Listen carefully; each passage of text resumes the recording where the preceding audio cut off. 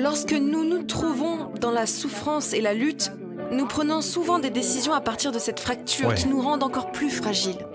Oui, je pense que j'ai vraiment pris à cœur l'Église et les prises pour Dieu.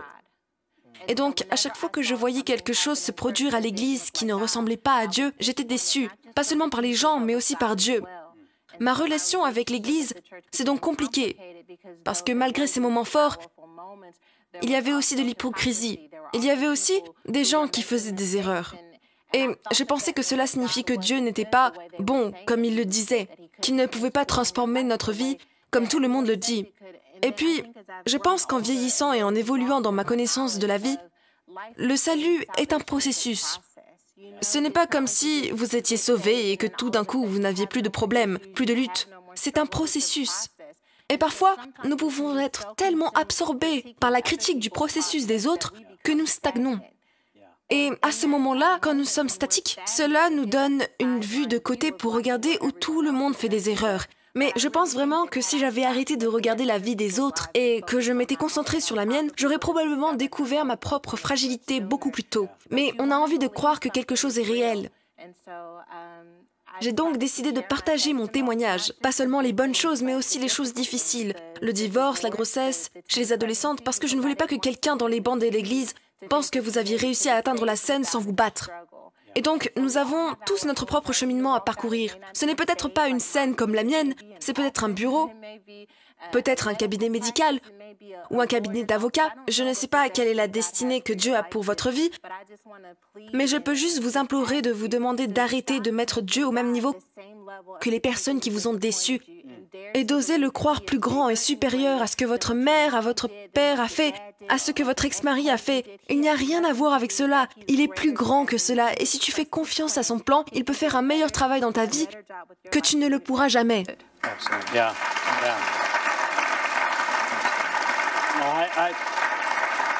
J'ai mon propre fils, nommé d'après moi, mon homonyme. Il est tellement perturbé par les gens qui attendent beaucoup de lui.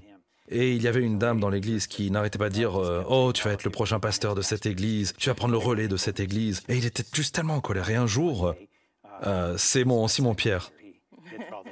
Et un jour, il a dit, il était tellement fatigué qu'il a fini par « Oui, madame, je vais prendre cette église et je vais la transformer en bar. » Et on rigole aujourd'hui, mais ça faisait partie de toute cette dynamique. Pasteur, cela fait partie du mandat que Dieu vous a confié avec One Church LA, à Potter's House et One Church LA, à tant de jeunes, tant de personnes qui ont rejeté l'Église. Quelle est la cloche, quel est le son qui les a ramenés?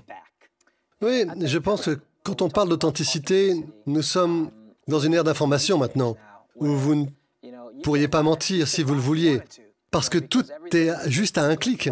Et je pense que cette génération, beaucoup de gens pensent que les millénials ne veulent pas de Dieu. Ils veulent Dieu, mais ils veulent un vrai Dieu.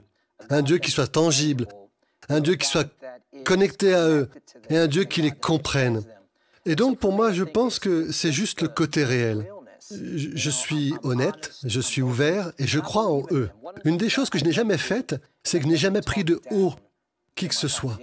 Quand je regarde Jésus et la façon dont il est en relation avec nous et dont il nous traite, il ne nous rabaisse jamais. Il nous fait toujours progresser. Je pense à la femme prise en flagrant délit d'adultère et aux pharisiens qui, à l'époque, la rabaissaient. Elle était à terre. Ils voulaient la lapider.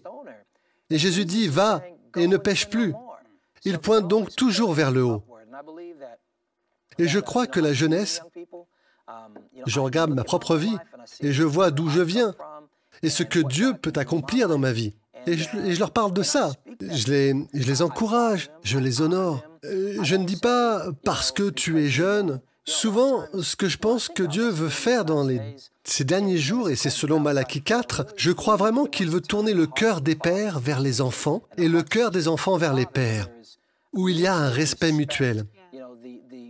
Les cheveux gris respectent les jambes fortes des jeunes, et les jambes fortes des jeunes respectent la sagesse des vieux.